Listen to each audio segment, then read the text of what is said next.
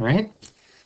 Okay, so we're moving right along. So now we're in power series. We've already defined it. A normal series, you just have your A sub n or B sub n, and when you evaluate the series, you just end up with a bunch of numbers being added or subtracted or whatever. A power series, you're going to have x to some power thrown in there. And we've already talked about, how to come up with these coefficients. So they're calling them b sub 1, b sub 2, b sub 3. We call them a, b, c, d, e, f, g, and so on. This is just a little nicer because you could go past 26 letters in the alphabet and not have to change some stuff. So this would be your power series centered at 0. This would be your power series, which is essentially just a never-ending Taylor polynomial centered at A. So it's not anything really that new. Okay. So I'm going to go into the next page too on this video because we're going to be relating back to this. So that term B at the bottom of this page, so all these things I pointed arrows to, those are the coefficients, and we actually know how to find them, right? Because B sub 3, so I'll just write it right here. I don't know if I can fit it here, but B sub 3, that's your coefficient of your third degree term. Well, that's going to be the third derivative of the function we're approximating at the center over 3 factorial, right? Same thing for our third degree term. If it's centered at some other value, it's going to be the third derivative at the center, which in this case is A, over 3 factorial. So if it was centered at 5, that'd be the third derivative at 5. So that's what's going here. So these b's, those are the coefficients, and b sub n is just going to be the nth derivative at the center over n factorial. That would be the coefficient of your nth degree term. So it doesn't ask for this, but this would be, ooh, that was weird. I didn't mean to click that one. So this would be x to the nth, but the coefficient is just this. Okay?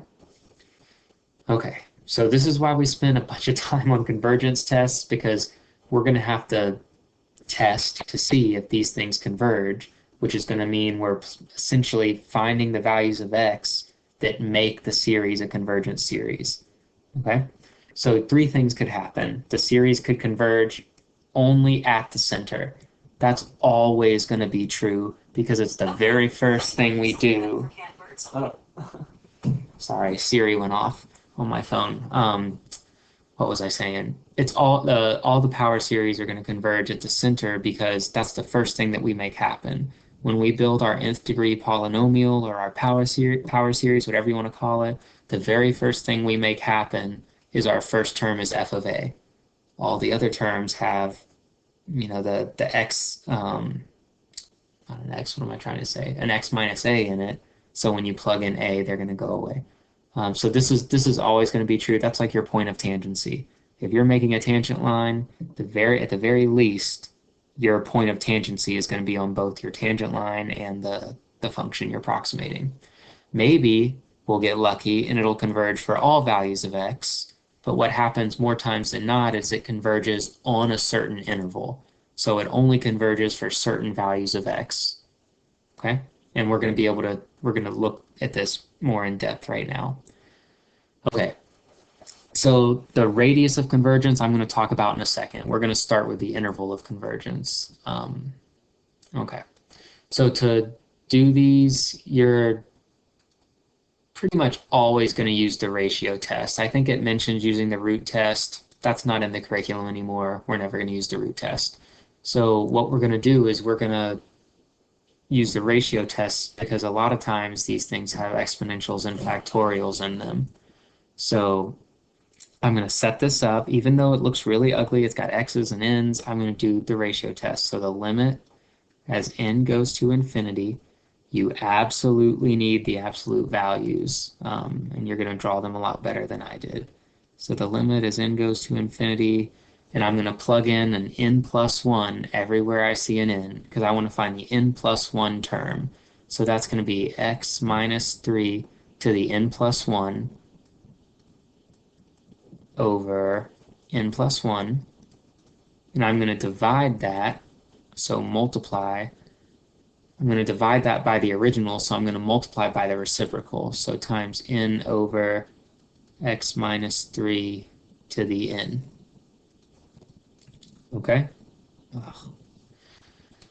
All right, so then we're going to do the same thing we did with the ratio test on just a normal series. We're going to split apart factorials, split apart exponentials so we can cancel stuff out. But now you cannot drop the absolute value because x might end up being negative. We need these absolute values here. Okay, so this is going to be x minus 3 to the n times x minus 3. Can't really do anything with the n plus 1. That's an n, that's an x minus 3 to the n, and then some stuff's going to cancel, right? X minus 3 to the n, gone. So then this is going to be the limit as n goes to infinity of, and remember, we're taking the limit as n goes to infinity, so that I'm going to put the x minus 3 out front, right?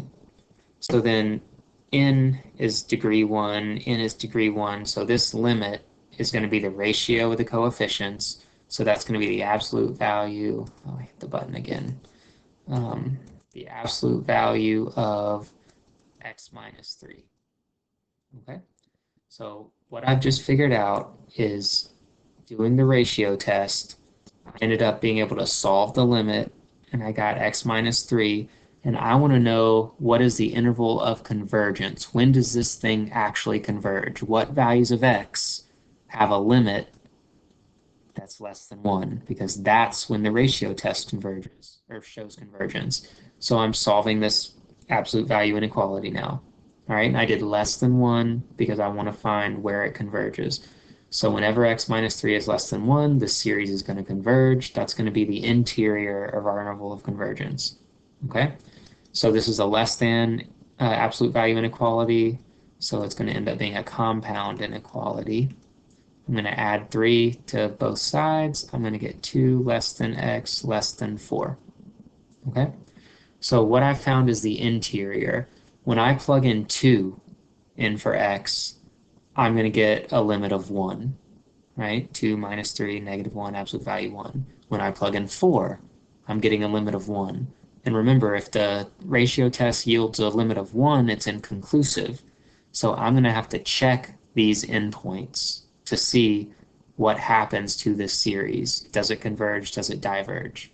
Okay, so I'm not done with my interval of convergence, but this is most of it. What I can find here is the radius of convergence.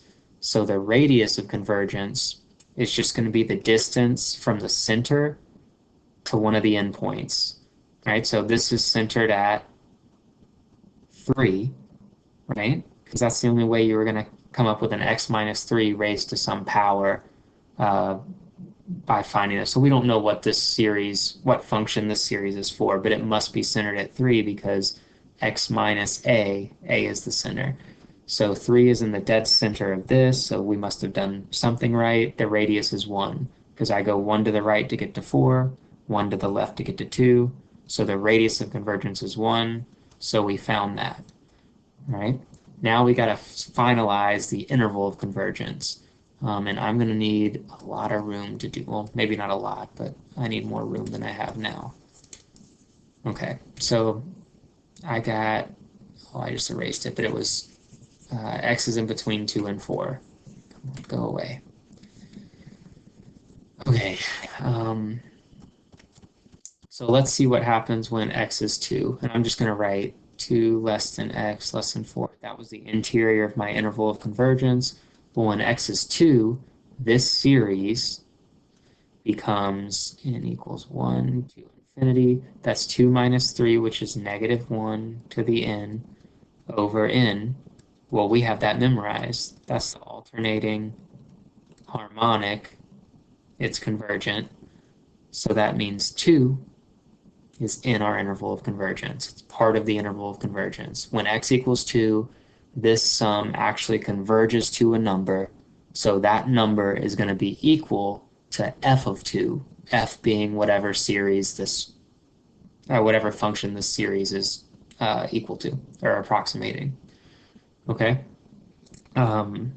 and I said approximating, the two things would be exactly equal. That's the big idea. So whatever the function was, f of 2 is equal to this series with a 2 plugged in. Okay? So then we're going to try 4. So when x equals 4, this series is going to be 1 to the n. So 1 to the n is just 1. So n equals 1 to infinity of 1 to the n, which is 1 over n. Well, we know that that's the divergent harmonic. So 4 is not included. So this is my full interval of convergence. Okay. And when you're doing these, like I know I bounced all around, your work should flow very nicely in a logical order. You really shouldn't have to circle any answers. Your answer should be kind of the end result of all your work. Okay, you shouldn't have to circle it. Okay, so I think I might have mentioned this already, but you can kind of take a look when you're done and double check a few quick things. Like this, just looking at this, we can tell it's centered at 3. So 3 should be the center of your interval, right? And the distance between the center and the endpoint should be the radius. So if anything isn't matching up, maybe you've made a mistake somewhere.